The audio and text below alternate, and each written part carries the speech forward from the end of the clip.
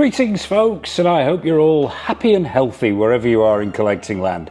And welcome back to the channel for a sort of special. It's another episode of 1/6 Scale News, but today we're focusing on just one company, and that company is Factory Entertainment. Now, I am gonna hold my hands up here. I have no Factory Entertainment products whatsoever in this collection that you see behind me. I do know they've been around for a while. I do know they have got their hands on licenses like Battlestar Galactica and a raft of others as well. And they produce all kinds of memorabilia, collectibles, prop replicas, that kind of thing. But they have ventured into the 1/6 scale world. I don't think this is the first time, but mainly they've sort of focused on 1/10, 1/12 scale figures, but they've upped their game. And boy, have they done it in style. They've dropped an absolute shit ton of or at least announced a shit ton of new figures, new 1/6 scale figures. So I thought we'd take a look at them all in one go. Now, some of these figures are going up for pre-order. One in particular is going up for pre-order today. Some of them are just teaser shots, but I thought we'd cover the whole lot in one go. But before we dive in and have a look at what Factory Entertainment are offering us, I'd like to send the usual massive shout out to everyone who's supported the channel. And please drop a like and hype on this video as it helps other people find Go Figure. And if you haven't already, be sure to mash that subscribe button and bell notification icon so you're not missing any of the 1/6 scale news, reviews, previews, tours, showcases, and all that other good stuff that we've got coming up. So, usual stuff out the way, so onwards to the figures themselves. First one we're going to look at, and as I mentioned before, this is the one that's going up for pre-order today. So if it piques your interest, fastest finger first, get onto that pre-order button on their website. And it is none other than Brendan Fraser as Rick O'Connell from the, I believe it's in 1999? Yeah, the 1999, who directed this. Stephen Sommers directed take on the Mummy Legend. Now, this movie, let's be honest, it didn't do that well at the box office. I think the sort of the mashup of Universal monsters and sort of comedy Indiana Jones styling didn't really sit well with a lot of people, but it's gained traction over the years and has a bit of a cult following. So let's see what the 6 scale take looks like. And straight away, I've got to say, for a relatively new company to the 1/6 scale world, although not a relatively new company in general, I think they've done a pretty good job. First impressions look very good. That is most certainly Brendan Fraser from the movie. The proportions look right, and that's important, I think, with this particular figure. Brendan Fraser has he's a thick-set guy, or at least he was back in those days. And they've captured the overall proportions, I think, really, really well here. The outfit looks excellent and screen accurate, although I've got to admit, I normally do try and catch up on the movies prior to doing any kind of content for the channel. This one I didn't get a chance to revisit, although I have seen it 4 or 5 times way back in the day there. But to me, those proportions look right. The accuracy with the outfit looks nailed on. He's clutching the sword there. He's got that sort of off-white cream shirt going on there. Looks like it's a cotton to me. I'm going to lean in here. Stitch work looks very, very good. He's got the shoulder holster going on. Not sure what the material is they've used here. Don't think it's leather. I've checked the blurb. I'm going to assume that this is some kind of pleather type material. You know my feelings on pleather, but don't let that destroy our fun. He's got the revolver in that shoulder holster, strapping on the arms there. The high-waisted pants, which are screen accurate, look like they're done in cotton with that sort of sandy orange colour, and the stitching looks excellent as well. So overall, first impressions look very good.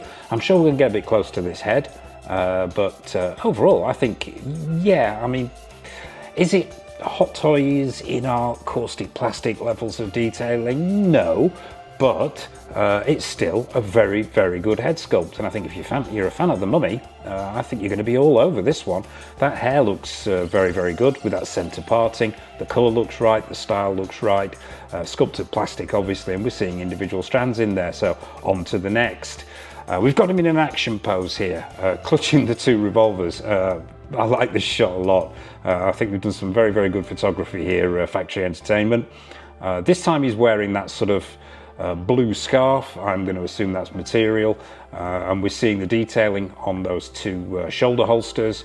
And as I say, I think this is shaping up to be quite good. Yes, once again, there is a softness to that head sculpt. Is it 100% Brendan Fraser? No, it's not.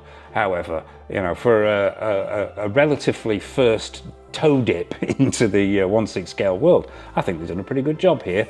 Yeah, it's not that 4K Ultra HD that we sort of tend to expect these days from the high-end companies, but still, I think it captures the likeness very, very well. On to the next, excuse me, accessories. Now, they have not skimped on the accessories here, Factory Entertainment. What have you got? Well, you've got a Book of the Dead. That's looking very, very nicely done. I'm going to assume these are all sculpted plastic, but the detailing on there looks really, really nice. And once again, screen accuracy is there. Not sure whether that opens or not. It would be nice to see it open up so that you can pose the character holding it open. But you get the two revolvers as we saw in previous shots there, and the detailing on those looks very, very good, even down to that clip on the bottom of the handle itself. Very, very nicely done. You get the semi-automatic pistol. You get the, and I'm probably going to butcher this. You get the key to Hamunaptep. No, I'm going to actually check this. How is this pronounced? It's the Hamunaptra. Something along those lines, but that opens up and it's looking very good. It's been obviously painted to look like aged metal. Looks very nice with this what look like hieroglyphics on it. So yeah, nice addition there. You get the Egyptian sword, pump action shotgun, and you get this this stand, and you also get a backdrop as well. I'm going to assume that's sort of like a slipcover type thing that we see on a lot of 1/6 scale figures that fits over the figure itself when it's in the trays in the box. But yeah, you've got this sort of printed scenic hieroglyphic Egyptian backdrop as well. So yeah, chef's kiss to Factory Entertainment here on the accessories. Looking very nice. On to the next. We've got him clutching the pistol and the revolver here. And once again, proportions looking very good. Seeing those boots for the first time there. Now I'm going to lean in again here. Now, they look like they could possibly be sculpted plastic. Not 100% certain here, but it does look like there may very well be a split cut boot design, because this design of boot does lend itself to that split cut boot design, because it's got that sort of shin section there and then that break around the ankle area. It'll be interesting to see if they've gone all in with the split cut boot design, but looks like there's some weathering on there. On the toes of the boots themselves, they look the right colour.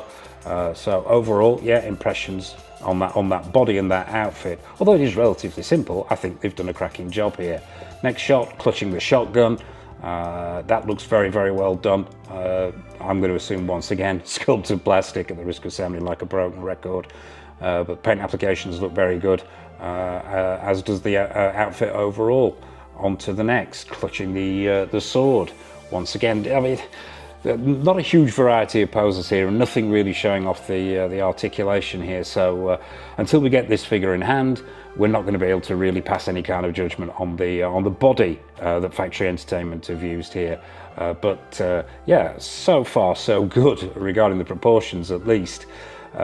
This with the two revolvers again, this time at a slightly different angle. So posability doesn't look to be a massive issue there. We haven't got seamless arms, we've got pegged hands into the wrist there. Onto the next, clutching the sword.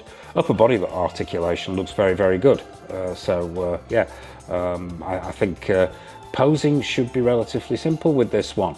Onto the next, clutching the sword a bit higher this time. Overall, yeah, I think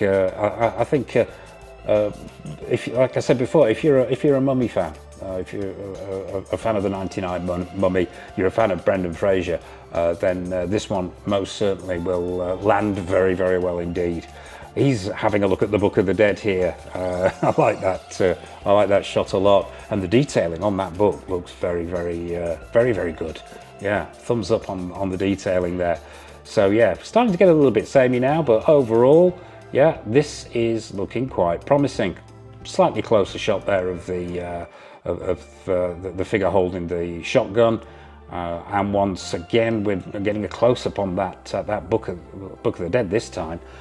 with the, and I'm not even going to attempt to pronounce it again, the whatever it is, on the front of the book. But the detailing on that book is, yeah, excellent. And it looks like, if I can lean in here again, yeah, it looks like that that shoulder holster has got real material ties in there as well. Or are they on the guns themselves? No, that actually looks like it's part of the shoulder holster. So yeah, thumbs up on the detailing there.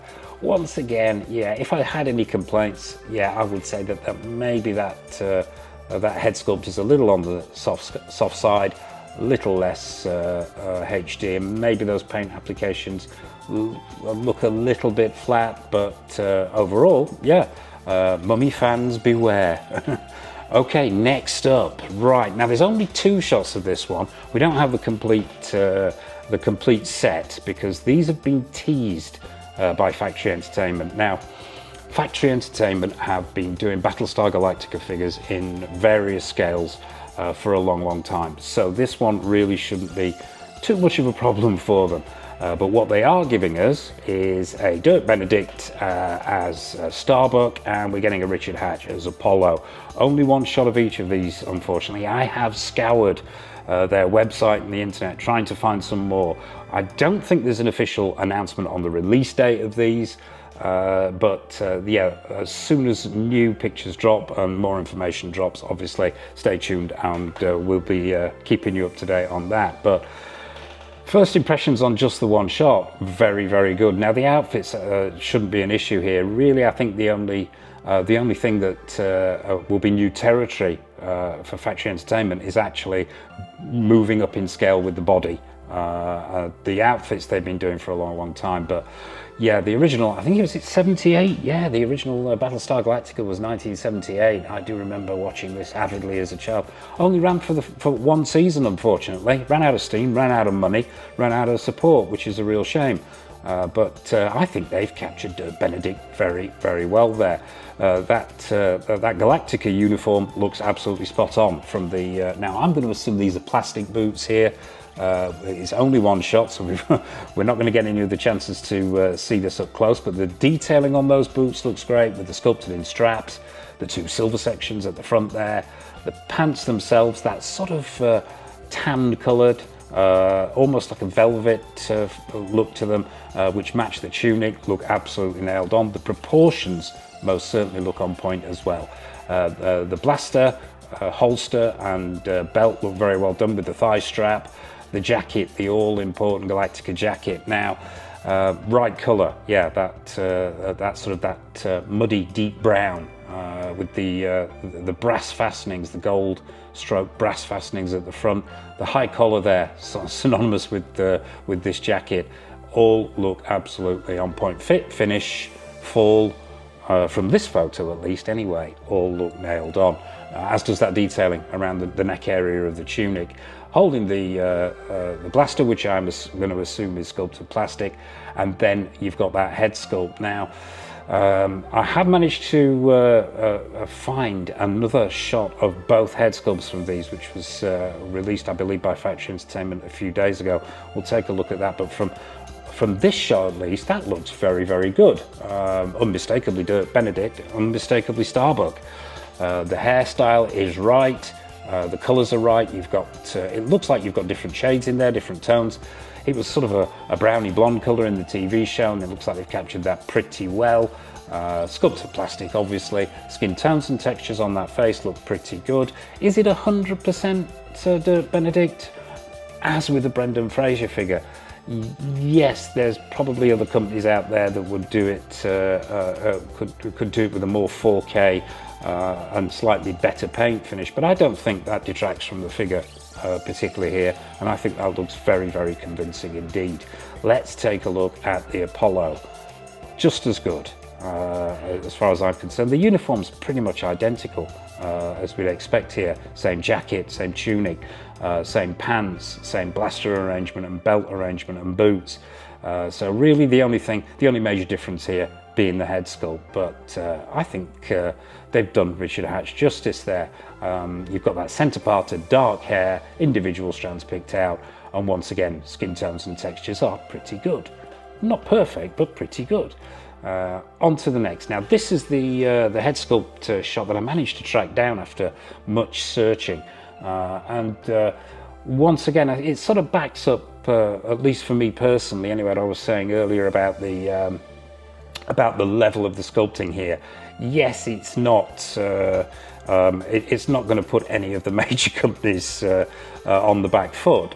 However, I think they are both unmistakably the characters they're supposed to be and the actors they're supposed to be.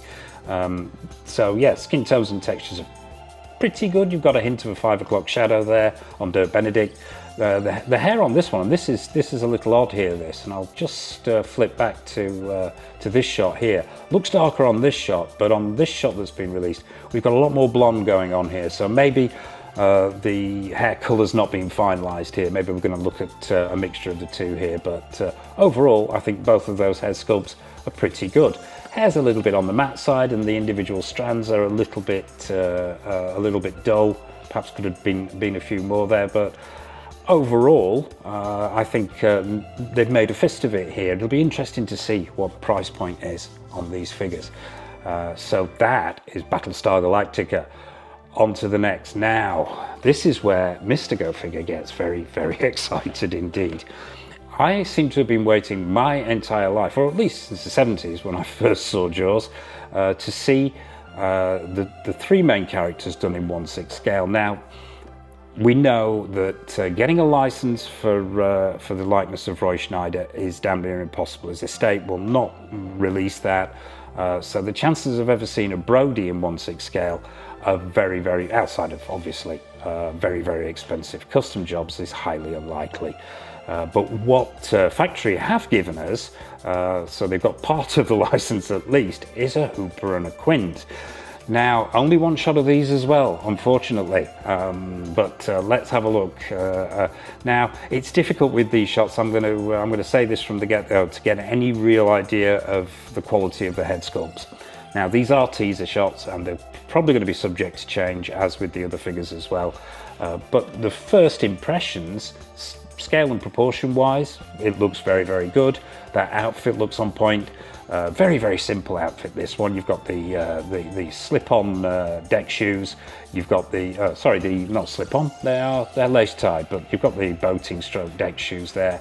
You've got the battered blue jeans, the grey t-shirt underneath the battered denim jacket. Very, very simple outfit, but it is one of those outfits that, in my opinion, you need to get right. The simpler the outfit, sometimes the harder it is, I think, to get right, because it's about nailing on the accuracy of the materials, the 6 scale stitch work, the fit, the fall, and the finish, as we always talk about. But for me, that's looking pretty good indeed. That jacket looks on point and screen accurate, as do the proportions. So the head sculpt, yeah, as I say, difficult to judge from this distance. No hinted accessories with these as well. I'd like to see obviously the beanie hat and maybe some other bits and pieces, maybe the dart, the shark dart, and there could be a raft of other stuff from onboard the Orca that they could throw in with the Hooper figure, as with the Quint figure as well. But I'm going to reserve judgment on that head sculpt. He's got the glasses on there. It looks pretty good. I'm not going to say it's 100% accurate, because it obviously isn't, but we've got the beard there, sculpted plastic hair, the hairstyle is right, the glasses are right, the beard is right. I think we're going to have to wait until we get the official release, or at least the official pre-order date goes up and the full complement of photos go up, until we can get up close and personal with that head sculpt. But fingers crossed that they're going to make some changes from this one. Who knows? We'll have to wait and see. So we've met Hooper. Let's meet Quint, one of my favourite characters of all time in the movies. Robert Shaw, absolute genius performance here. And as with the Hooper figure, the scale and proportions look on point, as does the outfit, but we're not really getting a close-up with that head sculpt. He, once again, he's wearing the lace-up grey, almost deck shoe, that they're screen accurate. The darker jeans here, Stitch work looks very good. The all-important jacket there, the all-important military jacket that he's gone on, with Quint on the lapel there. He's got the brown leather gloves on, denim shirt underneath, and the baseball cap. Once again, another simple outfit, but one of those that needs to be absolutely nailed on. And overall, I think that works very well. I'm going to lean in again here. We've got the stitch work on the right arm, which is correct. The colour of that zip down the front, or at least the material that runs parallel to the zip itself looks right. As does the detailing on that denim shirt and the baseball cap. And once again, as with the Hooper figure, we are a distance away here from this head sculpt. Looks pretty good. The shape of the head looks correct. You've got the tufts of hair at the side there, you've got the moustache, but as before, I'm going to reserve judgment on this one until we get an official pre-order date goes up and we get the full complement of photos. But I'm grateful to see that a company is tackling this license and tackling it officially. I just wish we could somehow, somewhere in some one of the multiverses, get ourselves a Brody to go along with these two. So on to the next, and it's another Spielberg, and this time it is Jurassic Park. Now, as before, we've only got 2 teaser shots with these, but I've got to say they are very, very good indeed. The first one we've got is Dr. Alan Grant, aka Sam Neill, and I think the background really does set this off, but we're here to look at the figure and not the backdrop. And as with the Hooper figure, as with the Battlestar figures, as with all of the figures, the proportions look pretty much on point here for Sam Neill. The outfit, once again, relatively simple here. We've got those tan-coloured boots with some weathering going on. We've got the khaki coloured pants, the sort of cream-coloured pants, the belt with the pouch on the side, denim shirt, cravat, and that hat going on as well. Sleeves are rolled up, wristwatch, and he's clutching a flare as well. Now, it's difficult to see this. You've got the red light coming off the flare here, or at least from off camera. What the likeness is, this is about the sharpest I could get this image. I'm going to lean in here, and it looks pretty good, I have to say. Out of all the figures I've seen so far, this is probably the most accurate in likeness, I think. But it's too early to tell, and we're too far away here. So as before, stay tuned to the channel, because as soon as the official pre-order photos go up and we get a full complement, we'll be revisiting Sam Neill as well. But overall, proportions look great, stitch work looks great, usual suspects, all present and correct. Now, drum roll for this one, because if you haven't seen this one photo already floating about on the internet, I think you might be impressed. I know I was. Yes, it's one Mr. Jeff Goldblum as Ian Malcolm. I was having to check his name there. I'm getting old, I'd forgotten his surname. Yeah, it's Ian Malcolm. And I was blown away when I first, just by this one photo. Now, out of all of them, and that includes the Sam Neill, I think this is looking stunning. Now, whether this is down to the lighting, whether it's down to some clever camera work, but and yes, we've got the glasses on, so we can't really take a look at the head sculpt in full and what those eyes are like underneath, because Jeff Goldblum is not the easiest person to capture in 1/6 scale. That looks stunning. They've caught the height and the build of Jeff Goldblum. He's a tall guy. He's got a unique gait and a unique build, and they've caught that really well. Very, very simple design here. Cowboy boots, jeans, black t-shirt, black shirt with sleeves rolled up. It looks phenomenal. Very, very simple. The belt there looks great. You've got the wristwatch. Those boots look superbly sculpted. I'm going to lean in here. The weathering on there, you've got mud on the side, you've got mud on the bottom of the jeans as well. Detailing on the front of those boots. Then you've got the jeans themselves, the dark blue stroke black jeans. Stitch work looks impeccable on there. And a very, very simple open-necked black shirt, but rolled up to the biceps. It works really well. You've got that necklace around the neck there, screen accurate. The arms, they are joined. It would have been nice to see seamless here. It would. most 99% of figures that are bearing those elbow joints would benefit from seamless arms. So it's a pity they didn't go down that route, but it's not throwing it off that much for me. He's clutching the flare as well, but let's talk this head sculpt. Now, as I say, could be camera trickery, could be lighting, but that looks stupendous. That hairstyle on point, individual strands. I'm going to lean in here. Yeah, I mean, we can actually see those eyes. If you look closely, you can see the eyes underneath those dark glasses, and they look to be on point as well. The lips, the jawline, everything looks nailed on. I think if the production model is anything like this shot at all, we could be on for a massive win here for Factory Entertainment. So yeah, there you have it. That's Jeff Goldblum from Jurassic Park, and that is the final one of the figures in today's roundup of Factory Entertainment's news, at least. What are your thoughts? Are you a fan of Factory Entertainment? Have you got some of their stuff in your collection? What are your thoughts on the source material, on Jaws, on Battlestar Galactica, on The Mummy? Nothing is off menu. Please drop a comment in the comment section below. I will be fascinated to hear your thoughts on these figures. What have we got coming up on the channel? Well, there's plenty more news, plenty more previews, plenty more reviews. We've got stuff in the review department from Hot Toys, In Art, Susu Toys, Present Toys, Caustic Plastic, X06, the list goes on. We've got a tour video coming up very, very soon. That's going into its final edit, so that should be landing very, very soon as well. And we've got more episodes of Grail or Fail too.